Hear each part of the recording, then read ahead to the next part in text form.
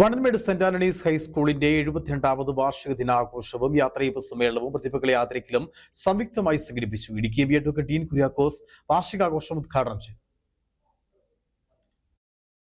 വിദ്യാഭ്യാസ രംഗത്ത് അതുല്യമായ സംഭാവനകൾ നൽകി പ്രവർത്തിച്ചു വരുന്ന വണ്ടൻമേട് സെന്റ് ആന്റണീസ് സ്കൂൾ അക്ഷരലോകത്ത് 72 വർഷങ്ങൾ പൂർത്തീകരിക്കുകയാണ്.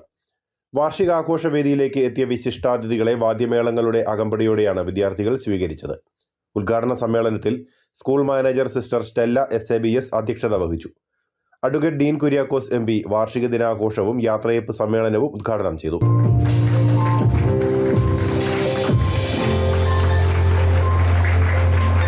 അങ്ങനെയുള്ള പരിമിതികളൊക്കെ ഉണ്ട് എങ്കിൽ അത്യുധ്വാനം ചെയ്ത് കഠിനാധ്വാനത്തിലൂടെ അതിനെല്ലാം അതിജീവിച്ച ഒരു പാരമ്പര്യമാണ് നമ്മളെ ഇന്നും മുൻപോട്ട് നയിക്കുന്നത്.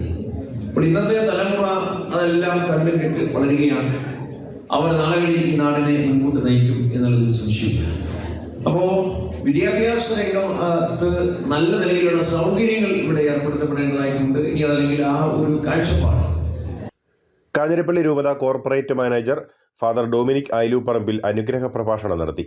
കട്ടപ്പന ബ്ലോക്ക് പഞ്ചായത്ത് പ്രസിഡന്റ് ബാലസിംഗം മുഖ്യപ്രഭാഷണം നടത്തി. ദീർഘകാലത്തെ അധ്യാപക സേവനത്തിന് ശേഷം വിരമിക്കുന്ന ബിജുമോൻ ജോസഫ്, വൈ ഹെക്സ് എന്നിവർക്ക് ചടങ്ങിൽ യാത്രയയപ്പ് നൽകി. സ്കൂൾ മാനേജ്മെന്റ്, PTA സഹപ്രവർത്തകർ തുടങ്ങിയവർ ഉപഹാരങ്ങൾ സമ്മാനിച്ചു. ഹെഡ്മിസ്ട്രസ് കൊച്ചുറാണി ജോർജ് സ്കൂൾ പ്രവർത്തന റിപ്പോർട്ട് അവതരിപ്പിച്ചു. കലാ കായിക രംഗങ്ങളിലും പഠന രംഗങ്ങളിലും മികവ് തെളിയിച്ച വിദ്യാർത്ഥികൾക്കും പ്രതിഭകൾക്കുമുള്ള ഉപഹാരങ്ങൾ വണ്ടൻമേട് ഗ്രാമപഞ്ചായത്ത് പ്രസിഡന്റ് സൂസൻ ജേക്കബ് സമ്മാനിച്ചു.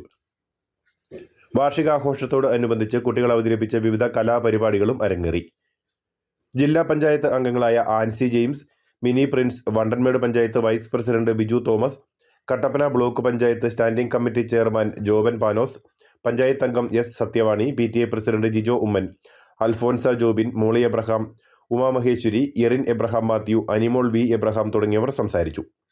News bureau, Anakkara.